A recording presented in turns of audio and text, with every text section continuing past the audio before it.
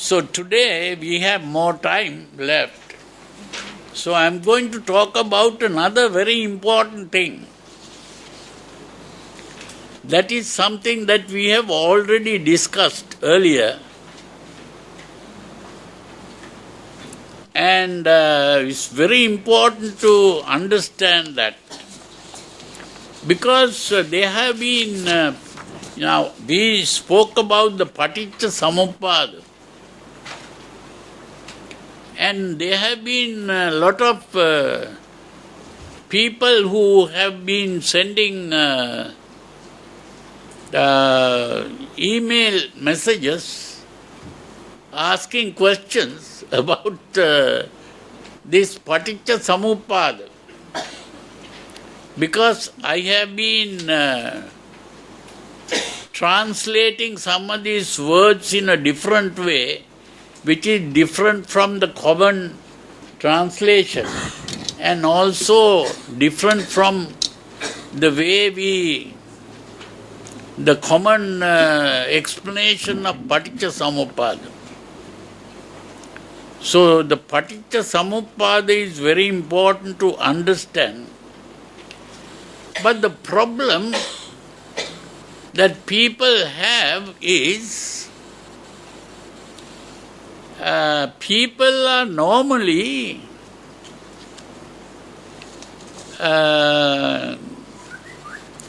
thinking in the wrong way from a Buddhist way of thinking. You have heard there is a word that people use that is called Abhidhamma. So the word Abhidharma, and there is the other word Dhamma. So what is the difference between Dhamma and Abhidhamma? You have to understand that. Dhamma is simply the word Dhamma really refers to an idea, a notion, a belief, an opinion. That is the meaning of Dhamma. Abhidhamma is a knowledge or knowing or opinion which is of a higher level. Abhi means higher.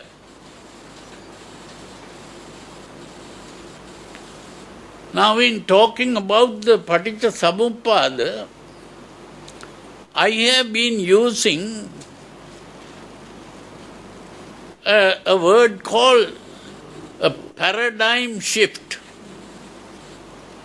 Paradigm shift was the two ways of looking at the same thing.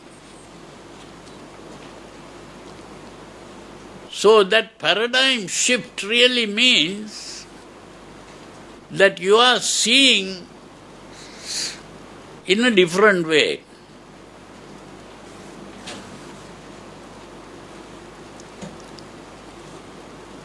Now, because of this difficulty in understanding this, I have to point out that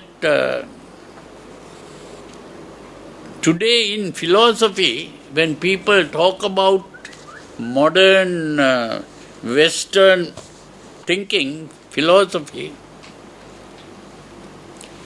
there are words that they use.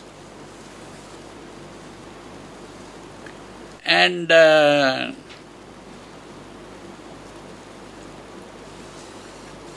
words that they use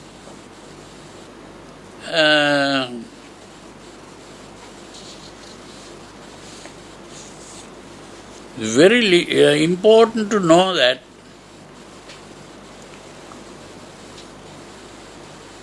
some of you, I think, has studied science.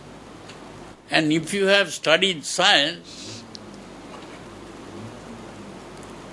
the modern scientific way of thinking is based on an assumption. That assumption is, when I see this cup here, I believe that there is a cup here. That is what is called existence. I believe that a cup exists here. That it is existing.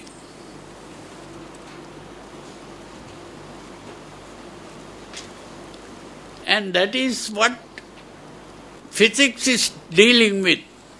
Physics is dealing with what is called matter and energy. There are two things that they talk about. Matter, this is made of matter. So the table is made of matter. This chair is made of matter, or the bottle is made of matter, or whatever is, your body is also made of matter. You see, that matter, we believe, exists. Matter is existing. And they are also thinking of another thing called energy. And the energy is also supposed to be existing.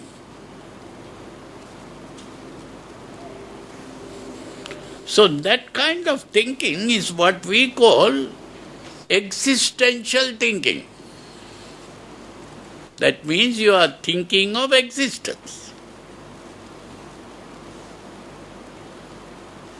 Do you understand? Now, the philosophers, they have another way of thinking.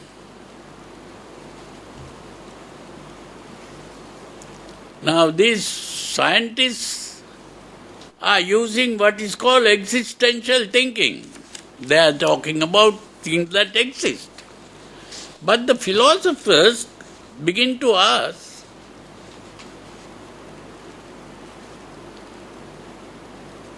is there a thing called existence? Now here I am going to read a passage from a book on philosophy, because they are talking about this. They say, do you sometimes ask, what is reality and what is mere appearance? So two things that they are talking about, a thing called reality and another thing called appearance. That means to think that there is a cup here, the cup is a reality. Now the philosopher says, is it really true that it is there? Is it only an appearance? You understand? Now to question like that, that is called metaphysical thinking. So to assume that it is real is realistic thinking, or maybe you call it physical thinking. You are thinking of a physical thing. But if you question whether it is really true, is it really there? Then you are using metaphysical thinking. You see, that's very interesting to know. Is this material thing, this rock, real? Is the world of physical things real? The world in which there are cows grazing silently in a green field under a bright blue summer sky? Are the city streets real? The shops and office buildings, the lines of cars and buses, the people crowding the sidewalks, the huge metal planes whizzing through grey cloud banks overhead, is the real only what is physical, material, tangible?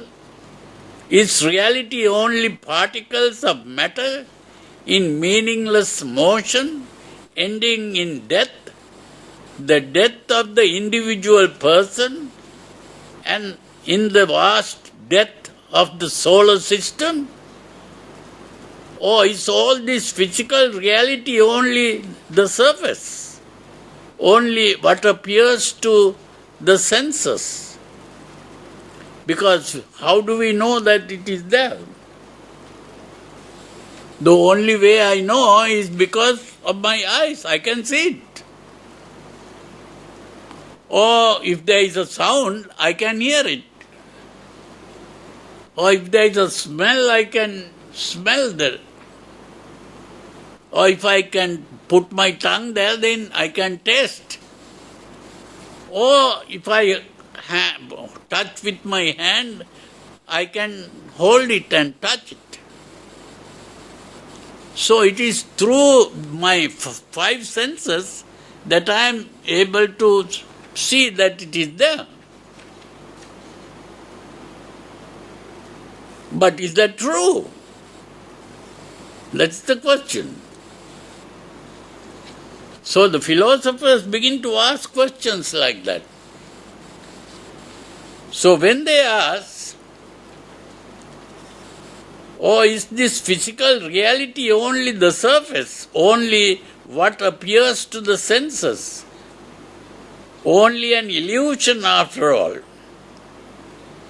Is reality to be found elsewhere, in the world of the mind, in eternal truths, such as the golden rule, or in the wisdom and purpose of God?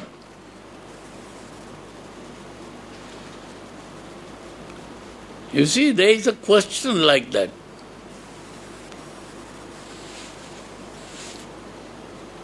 And what about your own reality? Are you only a body, a material organism which avoids pain and seeks pleasure, a collection of atoms programmed to grow, to mature, and to self-destruct, a product of the genetic material you inherited from the past, and a product of the environment in which you have lived? But if you refuse to regard yourself as a material body, then what kind of reality do you have? Does your reality consist in your being a mind or a soul? But what kind of reality is that? And how can a mind or a soul inhabit a material body as a ghost? Metaphysics is the branch of philosophy which asks these questions about reality. What is appearance and what is real? What kind of reality does the universe have? You see, that is not the normal way of thinking.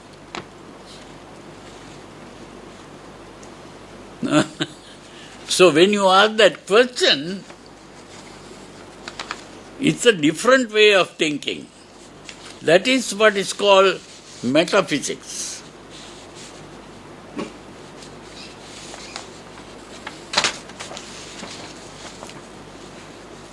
Mind or matter, or is it some kind of spiritual being? What kind of reality do you have as a human being? These are the questions that metaphysics asks. So that metaphysical thinking is what is called Abhidharma. That word Abhidharma is about that kind of thinking.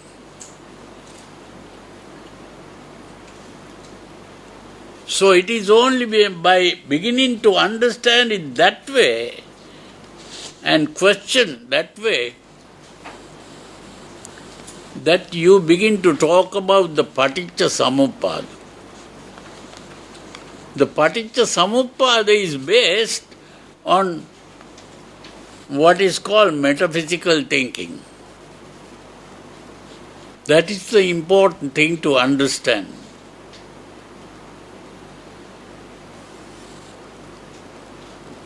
Most people, they try to get into the ordinary physical thinking and begin to ask questions about Paticca Samuppada. So they can't understand it. This is why some people ask questions and we can't try to answer them. They are thinking in a different way. So it is important for us to understand that Paticca Samuppada is questioning the reality of existence.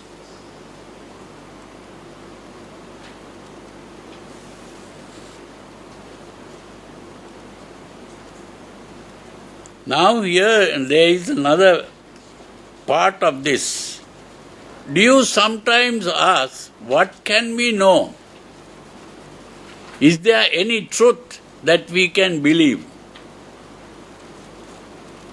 Is a statement true only if it is based on what your senses tell you, on what you can see or touch? But is there any guarantee that what we observe by our sense can establish truth about the world? In truth, is truth eternal and absolute, as some philosophies and all the great religions say, or can truth be subject to change? The sciences, which are largely based on observations by the senses, are constantly changing, revising themselves, contradicting themselves, producing more and more numbers, charts and computer printouts, and more experimentation with electrons and rats. Is science true? Or shall we turn for truth to the great religions of the Judeo-Christian tradition, or at the great philosophies of the Western world? The defenders of science sneer at both religion and philosophy in their claims to truth and insist that there is no other truth than what science provides. As for the religions and philosophies, they not only are attacked and condemned by the defenders of science, but they also attack each other. Do you then ask, what can we know? What is truth? These are the questions that philosophy also asks.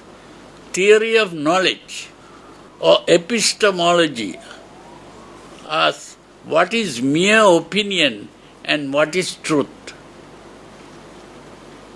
Does true knowledge have its source in observation by the senses, or in human reason, in supernatural being? Is truth fixed, eternal, absolute, or is truth changing and relative?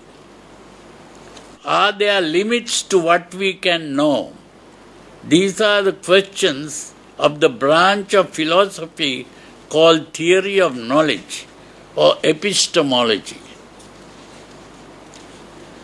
So the important thing to understand here is that when we talk about the Paticca Samuppada and the teachings of the Buddha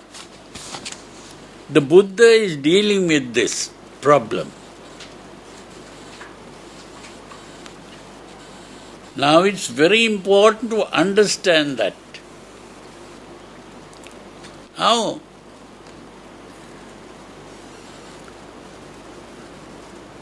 We have to first understand that when we are born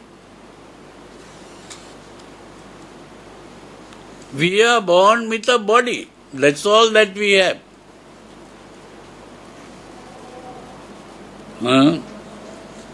We are born with a body. And in this body, there are 5 senses: the eyes, the ears, the nose, the tongue, and the whole body, the sense of touch. That is all that we have. So with the eye we see things, hear with the ears, smell with the nose, taste with the tongue, and touch with the body. And from that, we come to conclusions. That's all.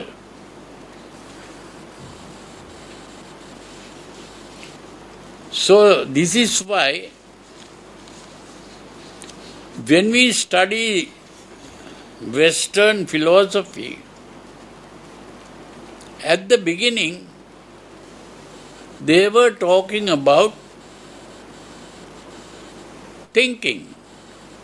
So it is by thinking that we can understand whatever we, not only just seeing, we have to think properly. Now the thinking becomes important. But that was during a certain beginning of philosophy. Then came another kind of philosopher. When science began, they started saying, thinking is not the way to understand. You can only see, hear, smell, taste, touch. We don't have a thing called mind. We have only a body. And therefore, there is no such thing as mind. That's what a certain philosopher from England, who was that? Yeah. He said, there is no such thing as mind. We have only a body. And so he wrote books on this.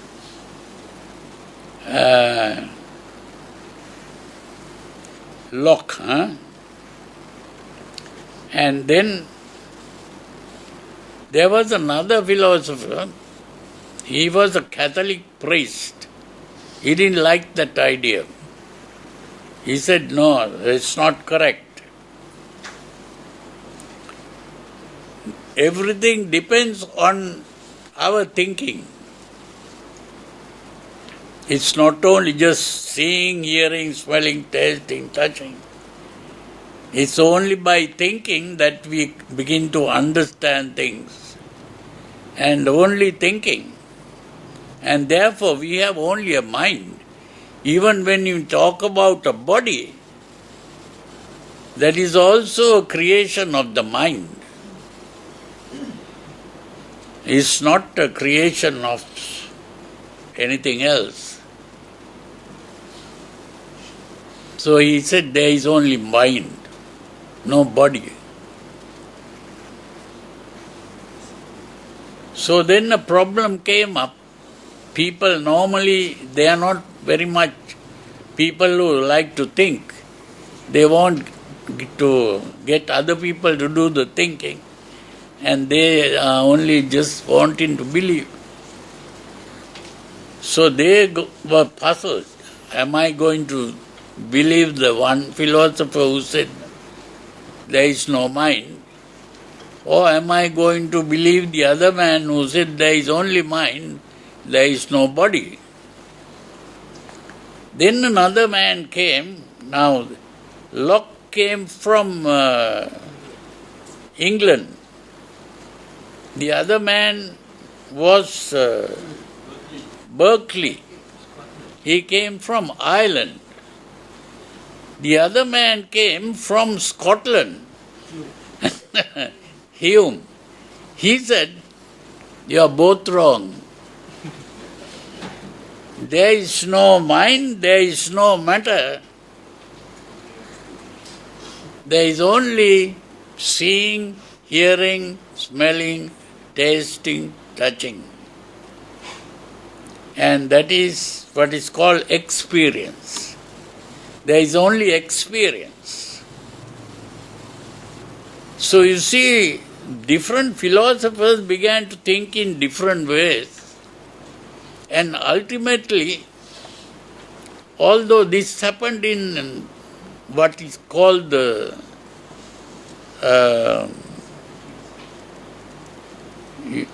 United Kingdom, which is England, Scotland and Ireland. But there were other philosophers somewhere in Germany, somewhere in Europe. They said, there was this Immanuel Kant who said that is not correct. We can't say there is no such thing. And he coined two words called the phenomenon and the noumenon. So what he called the phenomenon is what you can see, hear, smell, taste, touch is the phenomenon, and noumenon is something that we cannot really see, hear, smell, taste, touch. We can only think about it and get it. It's only a product of thinking. And then of course there were other philosophers like Bertrand Russell and Wittgenstein and people like that who came up and said, we cannot accept just what you think, and you have to be able to experience it through the senses. So only what we can experience through the senses that we can accept as real. And then they are the people who started saying there is no such thing as truth. We can only talk about meaningful statements and meaningless statements. So like that, so it's only a meaningful statement if it is based on something you can see or hear or smell or taste or touch. If it is not based on anything like that, then it is a meaningless statement. So that means even the idea of God, which no one has seen or heard, is a meaningless statement.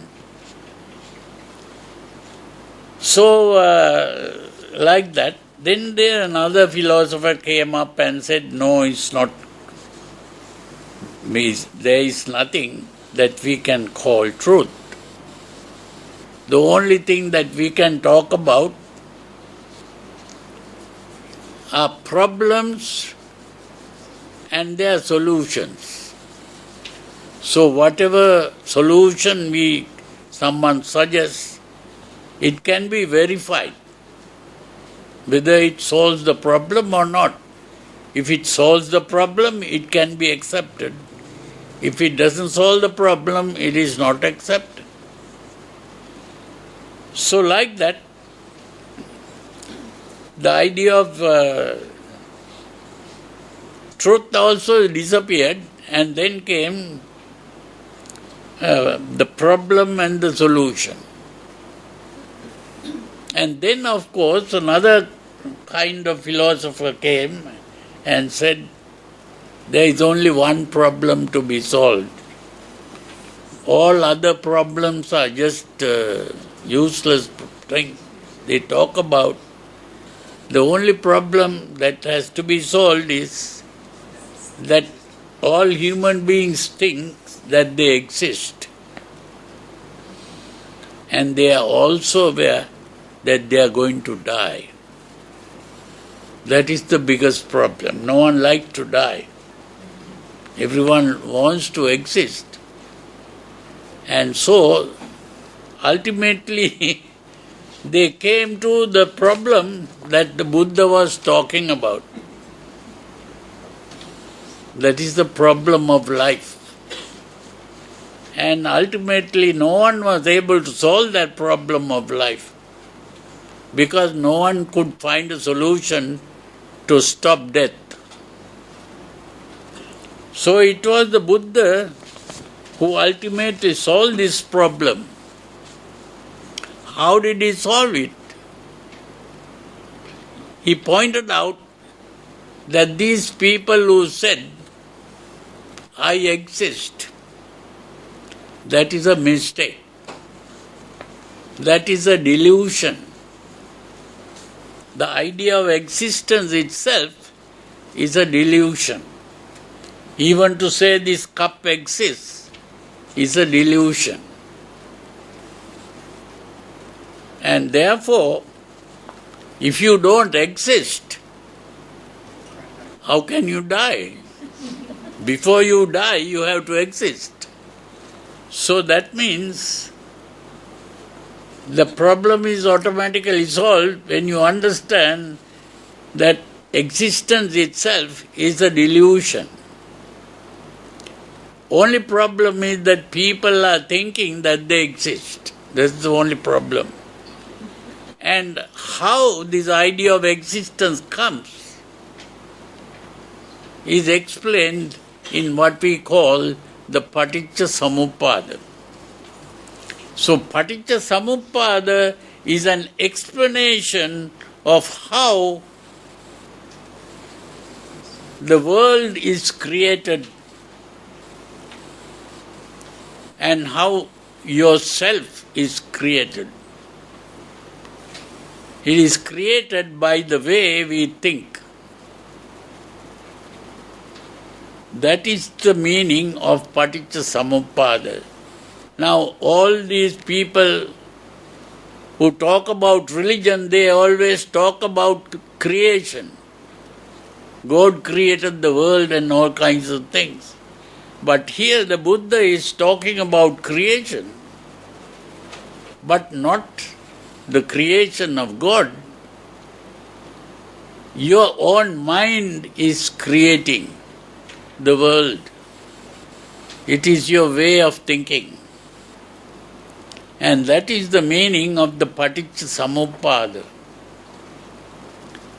And you are creating in total ignorance. You start with total ignorance. You know nothing. What really happens is, when you open your eyes, you see. That's all that you can see. When you open your eyes, you see. And that is the most important out of all the senses, seeing. And when you see, what is it that you see? That is important to understand. When you open your eyes, now according to modern scientific thinking, you see only when there is light. If there is no light, you don't see anything. So light is an electromagnetic wave that comes to your eye. and then you begin to see. And when you see, what do you see? The light comes in certain frequencies, and one frequency is received by a nerve ending, and that is what you see is a color. There are only 7 colors that you can see. They are violet, indigo, blue, green, yellow, orange, red. That is what you call rainbow colors. So you see only these rainbow colors. And when you see white, it is really a mixture of all the colors. And if you don't see, it is dark, means no light is coming. So the important thing is to understand that what you see is only color. And when you see colors, some colors you like, some you don't like, some there is no special liking or disliking. So in other words, there are these 3 feelings: good, bad and neutral. So that is the feeling. So the feeling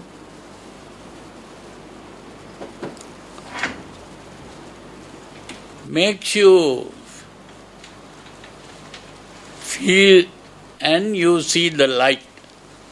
And it is when you look at something, what you see is simply the colors, and it is out of the colors that you create a picture. So when you see colors, what you begin to see is a picture that is constructed out of colors. So there is the color, then whether you like it or dislike it, which is Vedana. The color is called Sanya, Vedana, and the construction is Sankhara, and you create the image. The image that you create is what is called Rupa. Rupa means the image. So what we call Rupa, Vedana, Sanya, Sankhara. And the result of that is you identify the picture as this is a face, or this is a flower, or this is a tree, this is a leaf. So whatever you identify, that identification is vijnana.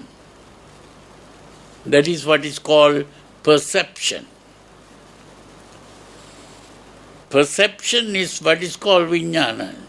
So from a complete state of ignorance of knowing, not knowing anything, you begin the construction and then you see a picture. And then you name the picture and say, this is a flower, or this is a face, or this is a tree, or this is an animal. All that is your labeling, what you saw. So that is the meaning of Sankhara Paccha Vijnanam, or Vijnana Paccha Nama Rupam. So those words mean that you are creating the image.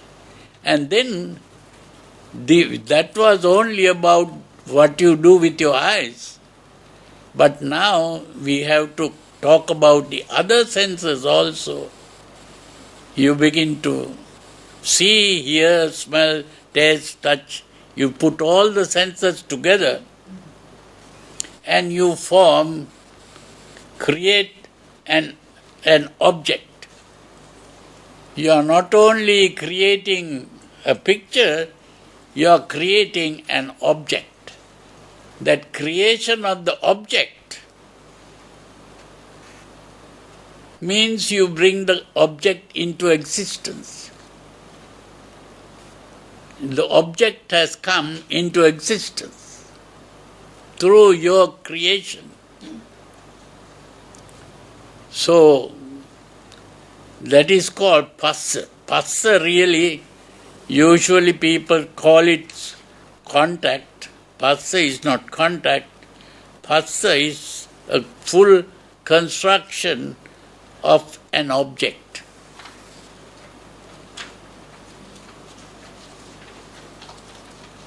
The object has been constructed, then you begin to, the feeling comes, and it is either pleasant or unpleasant or neutral, and then you begin to react to the feeling in the form of desire for the pleasant, hatred of the unpleasant.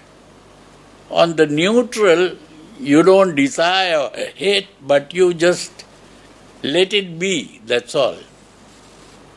So it is the neutral feeling that gives the idea of existence. It is existing there, that's all. So you have created three reactions: desire, hatred, and existence. And that reaction, you begin to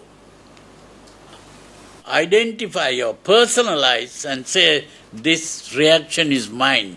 I desire, I hate. The reaction is personalized. It is my desire. Or to personalize it, to say, this is mine. And the moment you have created mine, you have also created the I. Without the I, you cannot have a mind. Then where is the I that you have created?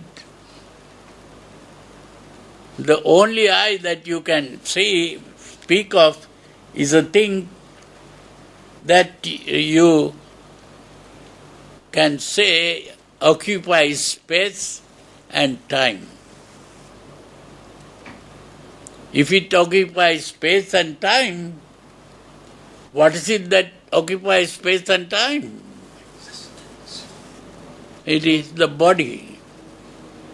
So it is the body that you get hold of and say, this is myself. So you have created a self by identifying the body as yourself.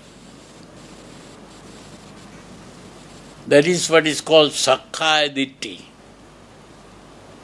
But the moment you have identified the body as yourself, another thing happens. The body is something that occupies space and time. Occupying time means it has a past, a present, and a future. Then the body has a past, a present, and a future. And the past of the body, what is that? Is birth. The future of the body is death. And in between is aging and sickness. You see, so we are not only having a body, we are also having birth, aging, sickness, and death. And that means suffering. We have created suffering. So the suffering is a result of creating a self and making the body the self.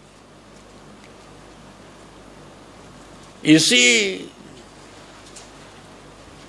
we have created the world and the self through this process of perception.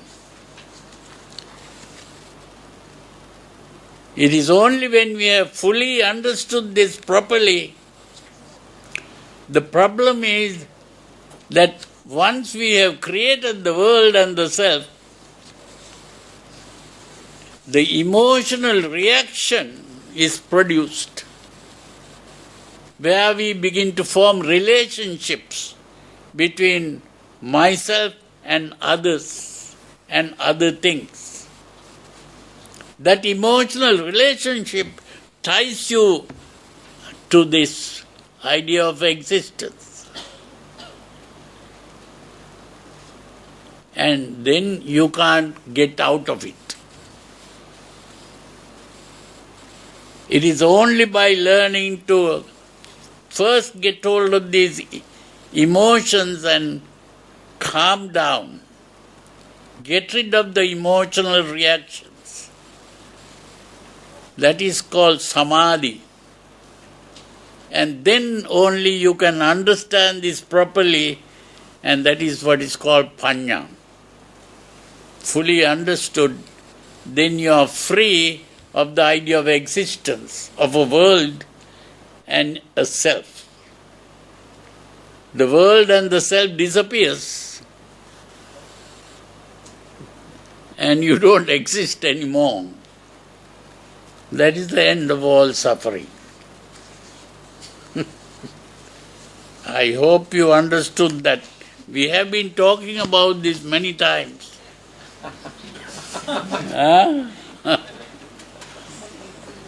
So, but we have to be thinking about this constantly. That is how we begin to understand this properly. It's only by understanding that properly that you get out of this suffering. Go to heaven first. Let's go to heaven first. Yeah. This is the thing.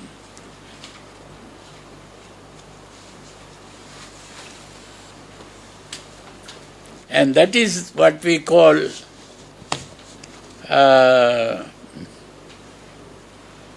metaphysics, metaphysical thinking.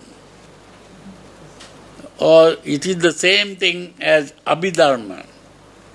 Abhidharma is metaphysical thinking, not just physical, existential thinking.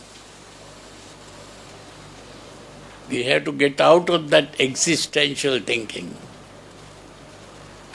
So I hope you understood.